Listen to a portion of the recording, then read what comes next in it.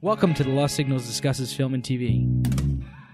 Using the revolutionary Manzur-Amosi Thurlow scale, or MOTS, we scrupulously review these art forms with an emphasis on narrative structure. Join us for another entertaining episode.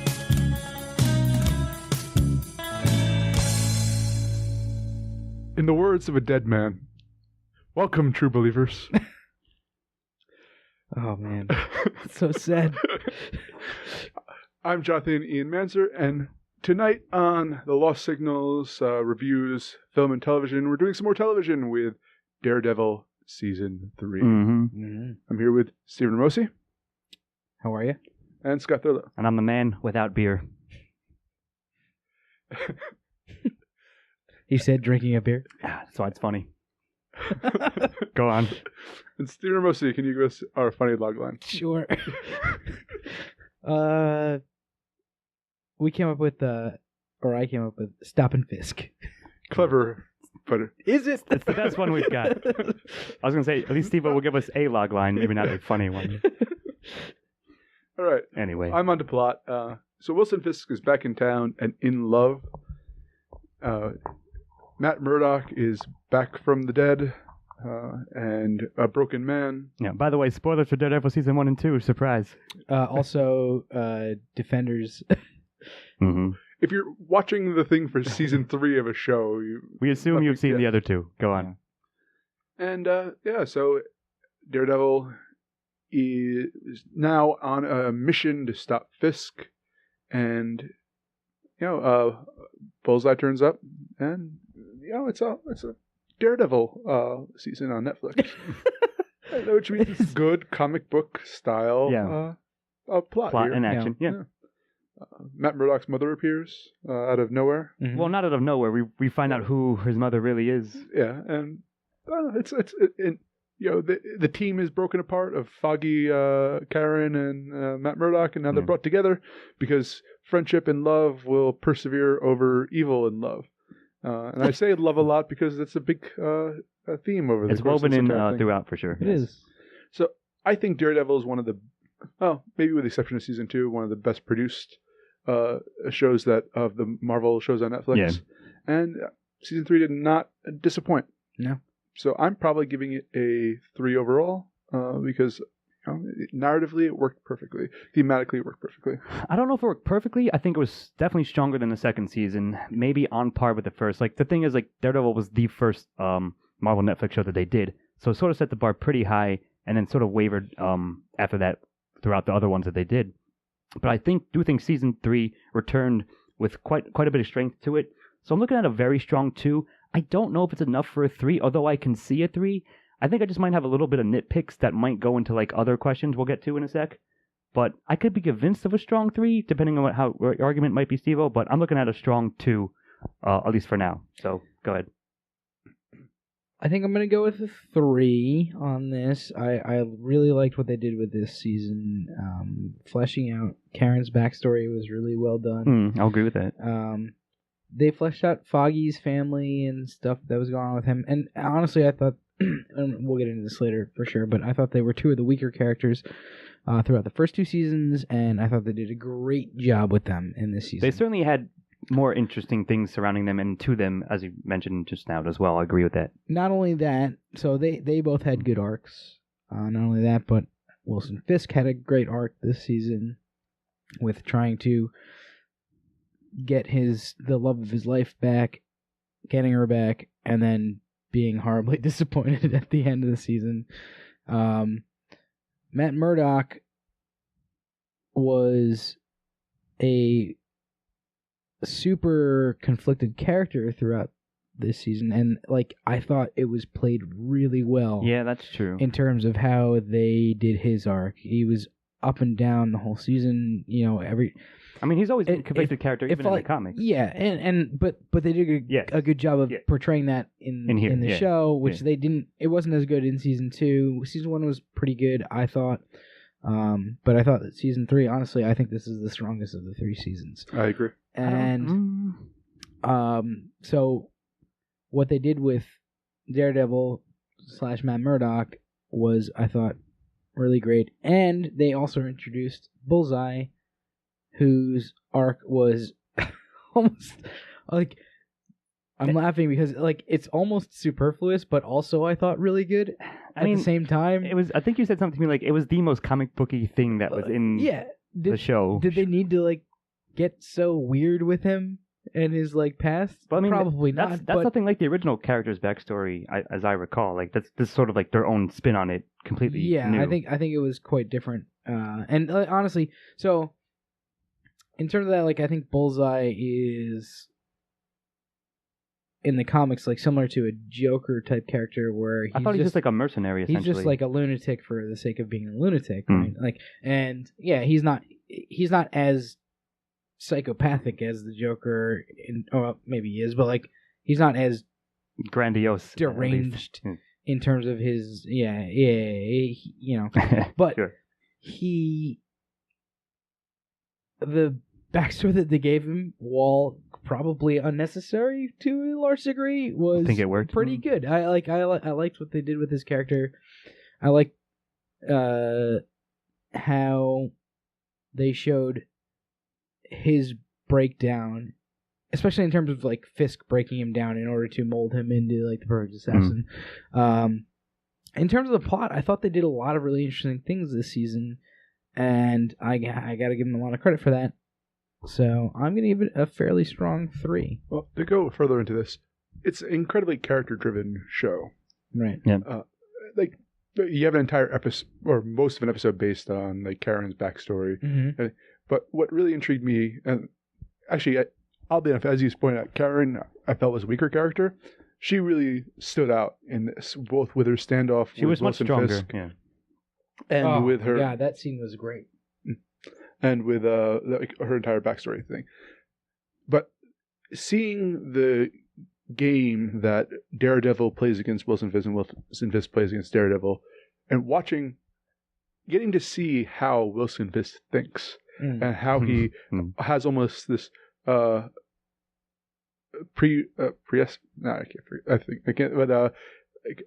omnipotent Prescience, look yeah. over what over how things will play out.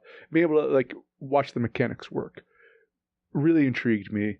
It made him, even though he's a physical threat, you got to see him as an intellectual threat, and how Daredevil only beats him has two options: to become a monster himself, or to unite with like his team in order to beat him. And going to Bullseye, I think one of the more tragic characters that they see there is that he's played by both Daredevil and Wilson Fisk. Yeah, that's true. At their like lowest points. Yeah.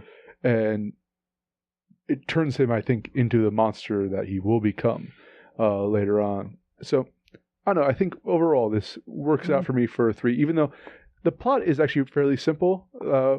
Wilson Fisk wants to get his girlfriend back, and Daredevil wants to get revenge. It's I mean, it's parsed down. That's basically it. That's funny. Sure. But how deep do you get into that? And like, I think that's what they explore. Yeah, and then it's very, very focused and very focused on the characters and how they're reacting to that situation. So, again, I give it a 3. All right, you guys might have convinced me because I think you're right. Like, what tripped me up is that like holding it up against season 1 because it's season 1 set up all this stuff.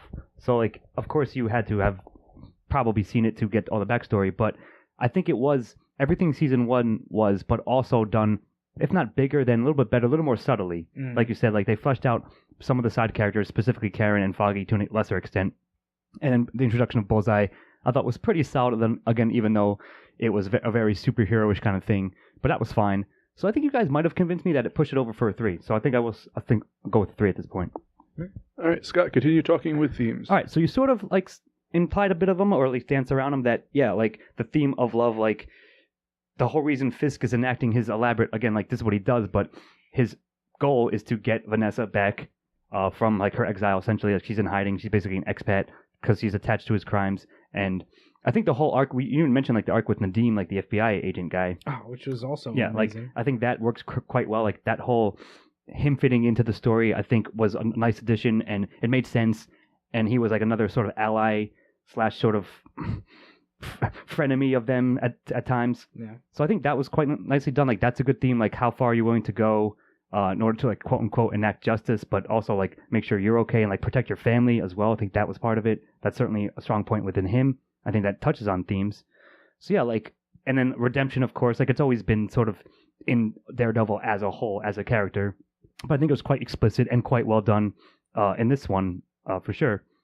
So like yeah, I mean there's other things you guys probably could point out, but I think those are the big ones, and I think they handled them pretty well as portrayed like by the situations and the struggles that the characters were facing.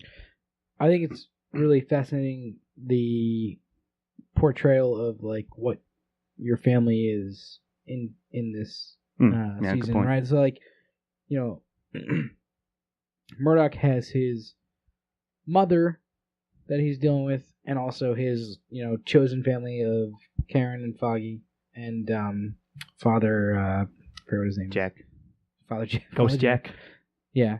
And then you have like Nadeem and his family, and then his family played against, like you have these families played kind of either with or against each other. Yeah, so, like, exactly. You have his like FBI family. Yeah, his work family played against his like actual family. You have Kingpin kind of taking on Bullseye as his as a paternal as a mentor figure to Bullseye.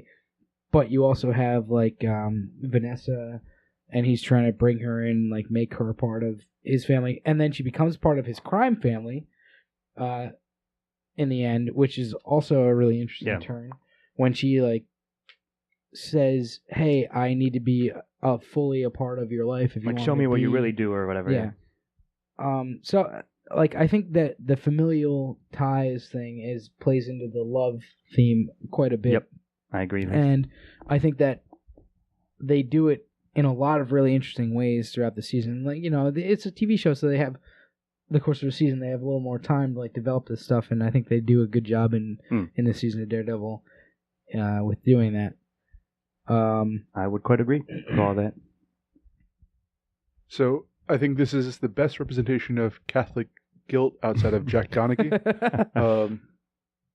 But Jack Donaghy can never be beaten. Yeah.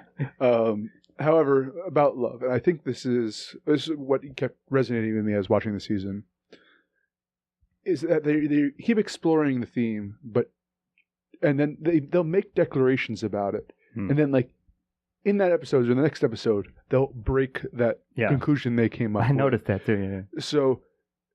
Love can save you, but love can damn you. But love can break your heart. It can tear you apart. We should have said that as a log line, but anyways.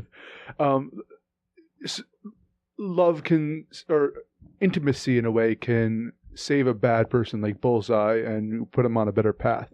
But intimacy with a man like Wilson Fisk can only drive him deeper. It's a weakness. It's a strength. There's like such an exploration. They play with that angle, yeah. And come to no conclusions and let you come up with your own conclusions about it. And I thought it was absolutely fantastic. Yeah, that's a really good point you make about Bullseye, because his character is saved by love in terms of like the maternal character of his psych early in life, and then he goes back and uses that as a touchstone and keeps trying to find a North Star, right? Yeah. But the fact that he is creepily chasing this woman whose name I am blanking on right now. I want to say Jessica, but I don't know if that's true. It doesn't matter. I don't think so. They wouldn't do that. Someone right? randomly Jessica on Facebook will yell at us for that, though. Yeah. Yeah. Sorry, I forget that. Hey, person on Facebook who yelled at us about whatever Dracula. I thought it was a sorry. Anyway, the fact that she is his, like he looks at her as his North Star, but he's clearly mostly stalking her, if not outright. Yeah. Well, he's clearly clearly stalking her. He's outright stalking her for sure. It's not even a question. But like but the thing is that he views her as his North Star, and then when that falls apart, partially because of his own actions, but also partially orchestrated by Fisk. Yeah, for sure. But also partially because Fisk orchestrates it in order to play against that.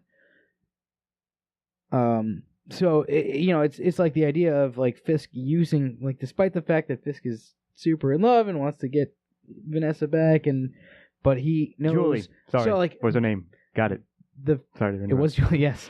The fact that he knows that means that the fact that Fisk knows that means, and he's smart enough to realize that he can use that to play that emotion against other people, and I really love that in terms of like what this season does as well. So I'm gonna give it a 1. I think that we all are, right? I believe so. I guess my final thought is, like, it's impressive that they weaved all that stuff we just said together in a comic book ish thing like this. That comic book like -Y, you know what I mean? Yeah. But in a work like this that is deeper than maybe you give it credit for on the surface. And like I said, we'll give them credit, and it was impressive the way they did it in this season. Certainly. Okay, so Steven, antagonists. All right, so it's Kingpin. Wilson Fisk is the main antagonist, I think. Yes, correct. He is orchestrating everything that's going on. You don't need to look for a non-concrete antagonist in terms of Daredevil season 3. And he does a great job of making his presence felt and making himself known to Daredevil. And in this regard, I think it's interesting because if you're looking at things from Fisk's point of view, which we're not because it's a show called Daredevil, but if you're looking at things through Fisk's point of view, Daredevil Murdoch does a great job of being the foil to that, of being the guy that antagonizes the shit out of Fisk throughout this entire season. Yep. And I think that makes for a really good dynamic between the protagonist and the antagonist. Is like, it's not just Fisk coming at him. He's coming at Fisk the entire season too. Yeah, I mean, they're battling each other like equally throughout. Yeah. I mean, not equally, but eventually. And it's just a great game of chess to watch, like, throughout the season. I'm gonna also put Bullseye in this category. I mean, he's the dragon as like secondary antagonist. He is the dragon, but I think he rises a little bit above that. Like, you get a lot of information about him. I'll say you're right. I would say for a dragon, you certainly follow him a bit more than you might normally otherwise for that sort of archetype. And he's going, like, I'm pretty goddamn sure, if not in Daredevil, he's going to be in some Marvel show in the future, the main antagonist, unless they cancel all of them, which Netflix is like really hopefully not all of them, but fucking. But yeah, Bullseye. I forget what's his name. So I think it's, again, Agent Poindexter. Poindexter, yeah, Agent Poindexter. God, I should know that. Ben Poindexter. That's and everyone calls him Dex, so that's what he says to people. He has a great arc as well. Very interesting turn into villainhood, I guess. Yeah. Right, because he starts off as an FBI agent, and he's never the most perhaps stable, but yeah, stable is a good word. The most stable of characters, but he was holding down a job at the FBI, doing a good job. Like, he was a good agent by all. If you recall, I'm sorry that purposes. His backstory is that his therapist, when he was younger, said get a strict job with rules you can follow by. So which is why he went to the army. Exactly. Exactly. Yeah. So I'm gonna go with both of them as antagonists, and I think they are both worthy of a 1. I'll probably give this a 1. Goody. Now, granted, yes, Bullseye is unstable.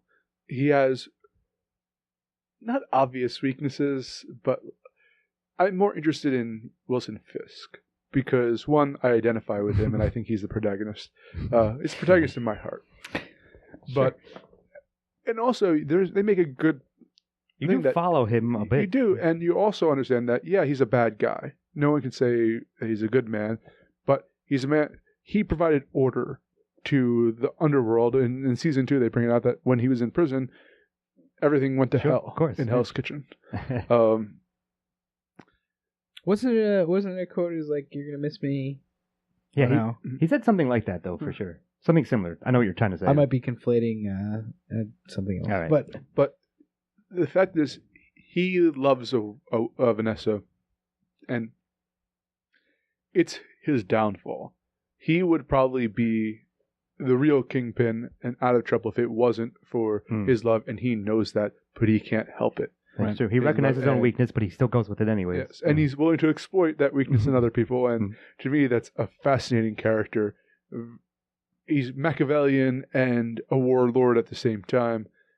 I think Vincent D'Onofrio is a great villain. So, yeah, I mean, I have to give it a very strong one. I mean, I don't have much more to add because I agree with a lot of that. And I was going to give Vincent like a lot of credit because I don't know if it would be as good of a villain, if not for his portrayal of Fisk as such. Like, if they cast somebody else, I don't think it would be as good. I don't know who else like they could possibly get. His quiet rage is amazing to witness. The way like this like little like subtle looks on his face sometimes, or like just little twitches when he's talking to somebody. Like it's so fucking perfect. He's so believable as Kingpin. And I'll just add on like the fact that like you can identify with him, like you understand his problems, you understand where he's coming from, even if you don't of course probably agree with his methods. You know why he's doing what he's doing and how he's going about it and how he's trying to outwit Murdoch / Daredevil and they're back and forth. And certainly I don't have much more to add about Bullseye, but yeah, I don't know if I enjoyed him as much as you guys, but I think he was a good introduction, and they did a pretty solid job with him as well. Fisk is a vulnerable romantic at his core, and sure, yeah. So yeah, I'm giving him. I'm sort of like 70%, 80% Fisk, and 20%, 30% Bullseye, but I'll both jointly give them a 1-2 and tag. Sure. So I'm going to move on to protagonist Matt Murdock as Daredevil. So they develop his character over, and season 2 was really Matt Murdock's story where they're really delving into. So they don't really explore Matt much in this, as opposed. I don't know. Go on. Let me finish. Go ahead. Sorry. Go on. Excuse me. They have his interactions with others, and you're dealing with the repercussions of him deciding. The course, both between being Daredevil and being Matt Murdock, which they've explored before with Elektra, but also with how much am I willing to sacrifice? Like, if I'm going to pursue justice the way I do as a vigilante, can I have people in my life? Is in the same way that Wilson Fisk accepts the weakness of Vanessa and realizes that Matt Murdock understands that Foggy and Karen are potential weaknesses to him, and he decides to go the other way and push them away. Eventually realizing he needs them. But again, he has an arc himself, but it's not a character exploration like they have done previously. Yeah, but I don't think they true. need to. Because they assume like you've seen it built up beforehand. They brought him down to his weakest when his hearing is damaged, so he loses some of his superpowers, if you will. Yeah. And you're watching him kind of climb back up to where he, in a sense, started in season 1. Yeah, kind of. Yeah. So I'm going to give him a 1 for this because it's a culmination of a multiple season arc. Yeah, I mean, I see what you mean there, and I'll agree to a large extent. Yes, they didn't need to do that because, as we just said, the previous 2 seasons already built them up. But I still enjoy seeing his struggle, seeing his recovery, and I think there's a point where he's training down in the church, and his nun advisor / mother, who does not know his mother yet, is like she's talking to the priest who raised him, and she's something like he wants to know if he's still got it. So like almost the first third is him like basically getting back on his feet, trying to take the fight back to Fisk again, as Fisk is basically getting himself more and more freedoms, although ostensibly under house arrest. So yeah, and I do again, apologize, I don't remember the actor's name, but I think he does a great job as Murdoch. He has this Charlie Cox. Okay, yeah. He has this quiet sort of not gruff demeanor, but just very nice, I'm gonna get you, and it's whispering Fisk gonna take you down. Even when he's Daredevil, right? He doesn't put in a Batman voice. It's always kind of the same. So I do like his portrayal that it's sort of more reserved, but I do agree that it still was a good portrayal of Murdoch and Daredevil and his again constant struggle with Fisk. it was perfectly solid, and I'll give it a solid 1. I may take a page out of your book, Ian, on this one, and I'll explain myself. Explain yourself, sir. So just go on. I like Matt Murdock in this season. I think that they do a good job. As you say, the character arc isn't as strong as in past seasons, I guess. Or if not, it isn't as deep because it didn't need to. I guess the big deep pull in this is that he finds out who his mom is, Yeah. and he's dealing with, he's dealing with trauma throughout the entire season. He does have his Uncle Ben moment. Yeah, He does have his Uncle Ben I noticed moment, that for sure. but I mean that's more of a, I don't know. Yeah, I guess that's like the moment, like we gotta kill somebody to make Murdoch care again or something. But I might give this a 0 for the sole reason that I don't think I can give anything else a 0, and I don't think this is a 10. I don't think it deserves a 10. All right, so you're saying this might be the weakest perfect part score, of it? right? Like I think it's very good. I don't know if it deserves a perfect score, and this I think is probably the weakest part of it, the weakest link. It's funny because sorry, go on. And I was just thinking about this. I was like, what the fuck? What am I going to give a 0 to? I can't and I was like, are we all going to give this a 10? Like, I don't think it belongs in a 10. And maybe you guys do. I'm going to give it a very controversial 0 later. Yeah. Okay, interesting. I tend to agree right. that it shouldn't be a 10, but I think this is where I'm going to make my stand. He's good. Don't get me wrong. Daredevil's fun to watch. I like all the shit with the ropes that he wraps around his hands, and there's a lot of thematic elements about him that tie into his development as a character, but it's not. I think this season is less about him than previous seasons have been. Yeah, that's actually a pretty good point. I think that I'm going to give him a 0. See, as protagonist. I think that's completely valid, and it's funny. I was going to say that I was also looking for a spot to give it like a knockoff a point because I don't think it deserves a 10 either. That's why I was leaning toward 2 on plot. Mm-hmm. So maybe I'll see what he has to say later on to a country. Oh, you're not going to agree with me on the 0. Okay, but I might still stick with like a decent 1 for protagonists, even though I can see that you say like it's the weakest like aspect of season 3. Yeah, that's fine. Okay, Scott, on to supporting. So here's the one that we were talking about precast. I think the supporting characters are stronger in this season than they've been in the previous 2, especially you guys mentioned it earlier briefly. Karen's backstory, fleshing her out. I know you found her an annoying character, Steve-O, personally before this, but you said previous. Yeah, you said something like this sort of turned you around. I never found her all that annoying, although I see what you and others have meant when we discussed it.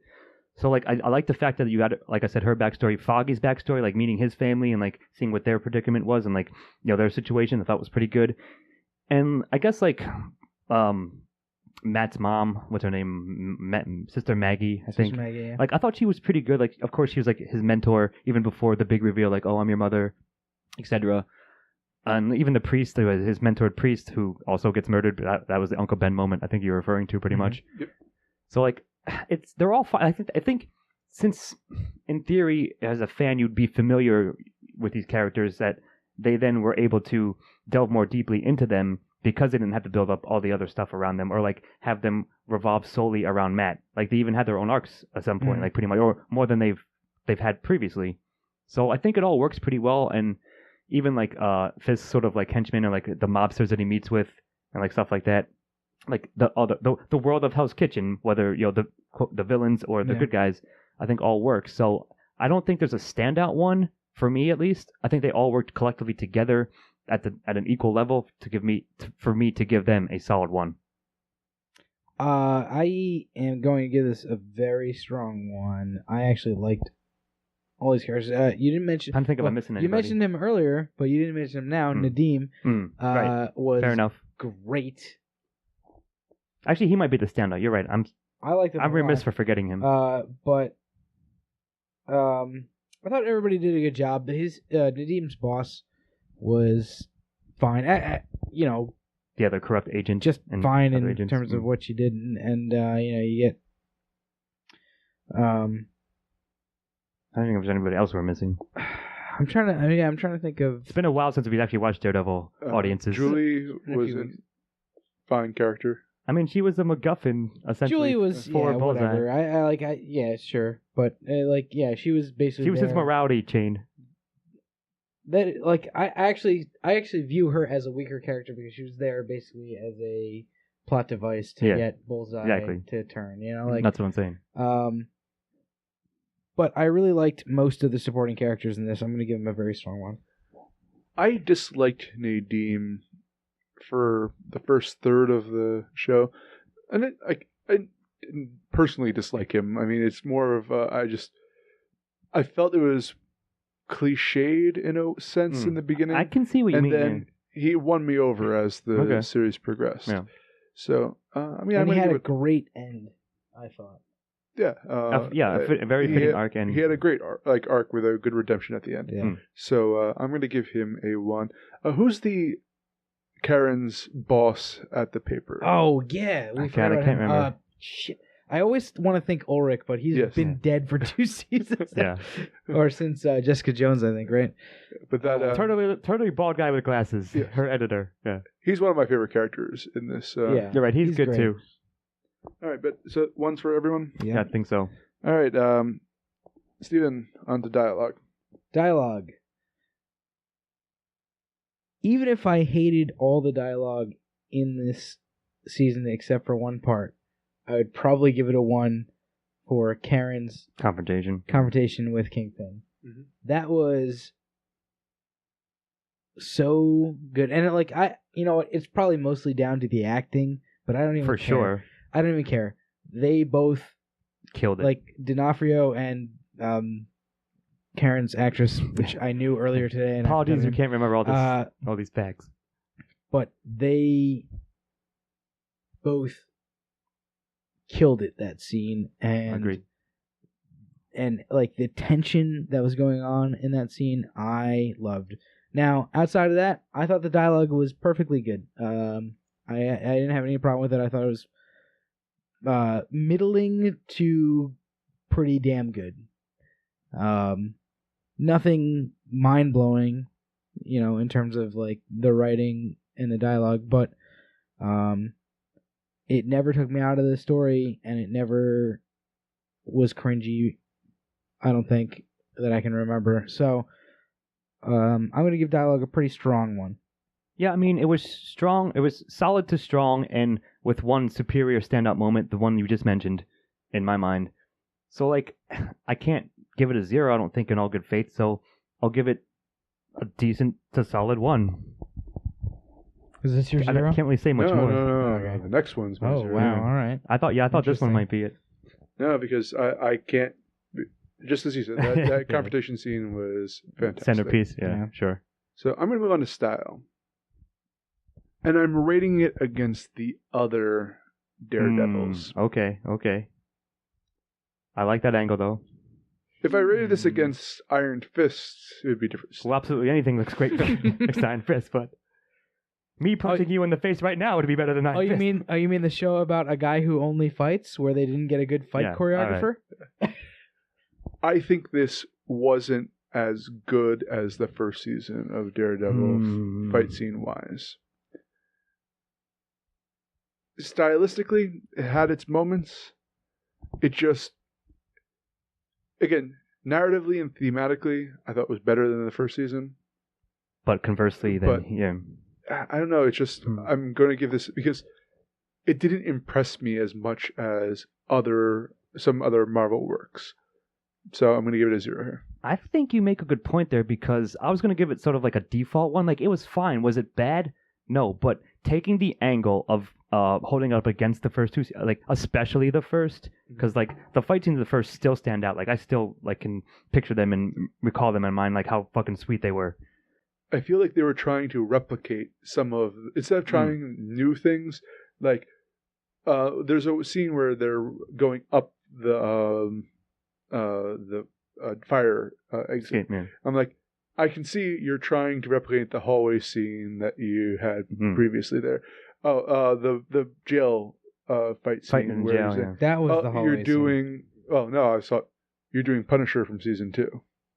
There, I mean, I can see you say both. Like they're like homaging and or just retreading it. I feel that they sort of ran out of cleverness in the fight scenes that they did. Really? I think I'll say it this way, Hunt, before you go on, because I think you might have got to me, E, because like what you said about how it was more in depth thematically, but then like more surface on the sort of the action front. And like, yeah, now that you mention it and thinking about it as we talk it out, I can sort of see them how they were like going for like similar / like analogous scenes and fights in terms of action to the first and to an extent the second season. But you're right, like I guess I'll say the fight when Bullseye gets Daredevil's suit and he goes to the newspaper offices, like that was a cool fight, like that was standout. But everything else was sort of like solid to like okay. What? I mean, that fight was fucking amazing. Yeah, but that fight was the hallway fight scene from the first one. See, I don't know if it was at the hallway which they had fight, just done the hallway fight scene for the first one in the previous episode. Well, that's what I'm saying. Like that sort of to me is they retreaded that one, and then I was like, all right, so they're just doing this hallway fight scene again. That's how I felt in the too. prison, and then they did that scene, and I was like, this is completely different and than that anything was good. that they've done in any of these Netflix shows so far. Look, you're not. I'm just gonna say you're not gonna convince me because I'm I not gotta trying give to this a convince 0 you. somewhere. I'm convincing myself that you're insane. All right. Like, I think I'm taking E's angle, but not being as harsh about it. But still, like, because of that, I think I might... With soft 0, to be fair, but held up against the others, I don't think it was as good. And you're right, like, they sort of ran out of a bit of ideas, aside from what we just said about that one fight scene, Steve-O. Like, that one fight scene, to me, does not make... What other fight scene from the first season do you remember, other than the hallway like, the fight one scene? the one in the freight yard, early on, when Turk's there, or, like, the gun dealer guy, if you remember that. Okay, yeah, the first fight scene in this show? I don't remember if it was the first one or not. Like, all I'm saying is I remember other scenes. Like, I remember the action being, like, more impressive in the first season and a bit in the second. This one, I'm not saying it was bad. I'm not saying it was Iron Fist level, like, stupid shit at all. I'm just saying it might be, similar to how you said protagonist might be the weakest part for you. As Ian presented his case, and as I thought more about it, I might tend to agree. This is my Harry and the Henderson moment, by the way. Of like, get out of here. Get out. Yes. All right. So now you go. I was just Kanye West. I was like, all right, yeah, you guys might have a good point. I'm gonna let you finish, but you're wrong. The scene in the paper is my favorite fight scene of this series so far. Okay. That's fine. You're entitled, yeah. Yeah, in the first 3 seasons. Yeah. I got what you meant. Not only that, but the scene on the fire escape where they're fighting Bullseye is like nothing that has happened in the series at all. Yeah, but I don't remember it that well. That's my problem, I guess. You don't remember that well? I remember it, but I don't remember being impressed. I remember that very specifically. I'm saying, before you go on, I'm sorry, I don't remember being pressed particularly by it. All right. I'm like, yeah, that was okay. Like, it was fine, it was cool, but not like, holy shit. It turns into a fight between 2 buildings, like, it's fucking awesome. And also, the final battle between Daredevil and Fisk and Bullseye in the fucking penthouse is anticlimactic. What?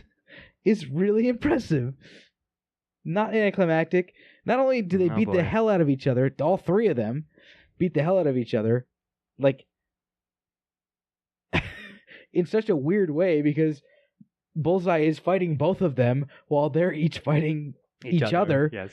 And also Bullseye when he happens to be in their way. But yeah, it's too it ends up as like I am going to stab you, like, Daredevil is going to stab Kingpin in the heart in order to stop this fucking fight. I don't know. I thought especially the fights in this, and that's all we've been talking about in terms of style, and there's more to talk about other than that, but I thought the fights were incredible. The episode, Karen's episode, stylistically was terrific. And don't give me that fucking face, Ian. I know you're not changing your mind. I'm not trying to change your mind.